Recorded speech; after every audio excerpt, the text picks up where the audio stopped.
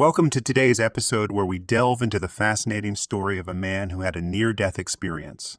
This story is not just about his brush with death, but also his life-altering encounter with love. From feeling a deep sense of peace and unity to experiencing a connection beyond this physical world. This story will leave you in awe. So, if you're new here, make sure to hit the subscribe button and turn on notifications to never miss an episode. Now let's dive into the heartwarming and eye-opening tale of love and near-death. On August 1st, 2018, at 10:35, I was let go from my temporary RAS job in Memphis in March 1976. I had just put a down payment on a used Monte Carlo car while sharing a duplex with a roommate. I believed my future was bright. As a tax examiner, I was earning well before the furlough arrived. The same night I received that, I left for Arkansas, and as I stood at a roadside stand, there was an earthquake. My entire world was about to change drastically. My feet and shoulders felt strangely cold when I woke up the following morning. My toes appeared to have rubber bands wrapped around them because they were pale and tingly. Additionally, I was unable to lift my arms above my shoulders like I was lifting bricks. A brand new nightmare, unlike anything I had ever seen or imagined, was weaving itself into the day. By the end of the day, my thighs and knees were so weak that I could barely stand up while walking. Since my mother was out of town, I went to stay with a friend of hers because it was unsafe for me to remain at home alone. I had lost touch with my entire body. I had been in very good health up until that morning. I was 20 years old and riding my bicycle across town had given me strong arms, legs, and a healthy heart.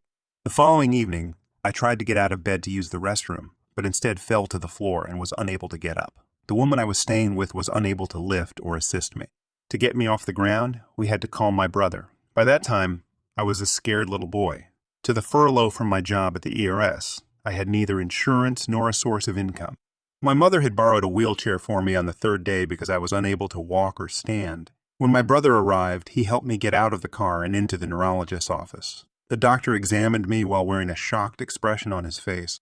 He quickly and silently left the room before coming back to give us the prognosis. He claimed that Guillain-Barré syndrome was the underlying cause of the paralysis, GBs. We waited, convinced that he had overlooked a straightforward cure or treatment that would, we hoped, solve the problem in a few days.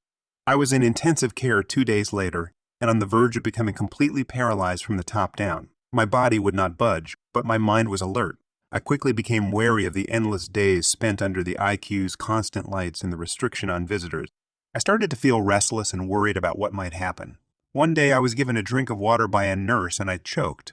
I couldn't breathe again after that. I struggled to take a breath as I believed I was the closest to death I had ever been. I might have passed away at that point if a mechanical respirator hadn't been able to breathe for me. I was soon fitted with a long-term respirator, which hissed and whooshed as it pumped each breath from me. Since I still had limited control over my lung muscles, it was initially difficult to let it breathe for me. As my lungs battled with the machine to find the right breathing rhythm, the machine would beep and beep repeatedly. Wondering whether the machine would keep running or what would happen if it stopped was extremely terrifying. If I had to rely on a respirator, I assumed it meant I would die. Nobody would provide any information regarding my potential recovery time or my ability to leave the hospital. Simply put, there was no timeline for this illness. There were and still are incredibly few severe cases of Guillain-Barré syndrome that have been documented. Other than maintaining mechanical life support, while waiting to see if the body recovered on its own, there were no known treatments or cures. I was unable to speak because I was using a respirator and had a tube in my throat. My nurses devised ways for me to communicate with them by clicking my tongue, blinking my eyelids, or answering their questions. Most days, I was fully aware of everything around me. The doctor suggested that I be permitted to use a battery-operated radio and TV, which were extremely uncommon in 1976. But a TV was discovered and placed at the foot of my bed. The basketball team from Memphis State University was in the final round of the March Madness tournament and had a good chance to win. When the final game was on TV, the medical staff stopped by to gather around my bed and cheered the ICU team. It was the high point of my stay in the ICU, and knowing that we had a successful team that year lifted my spirits. ICU was where I spent my 20th birthday as well. My sister-in-law wanted to toast a birthday muffin with a candle.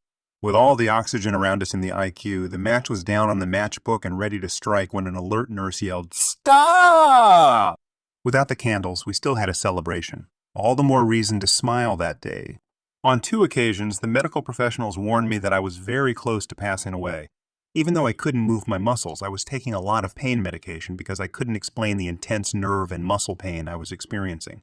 No medicine could repair my neurological system's damage.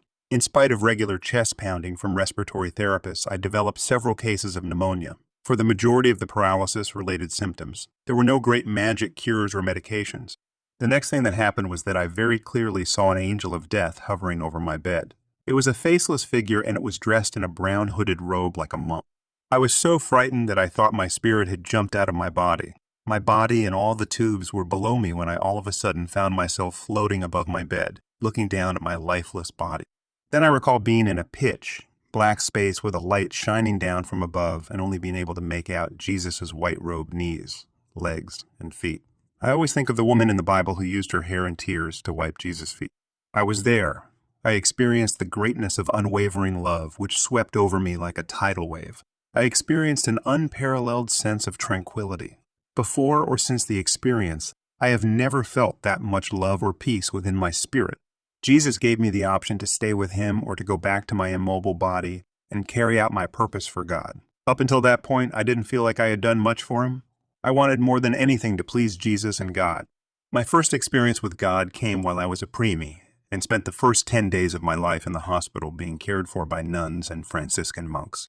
From day one, they protected me. I believe that over the years, many angels have comforted and inspired me.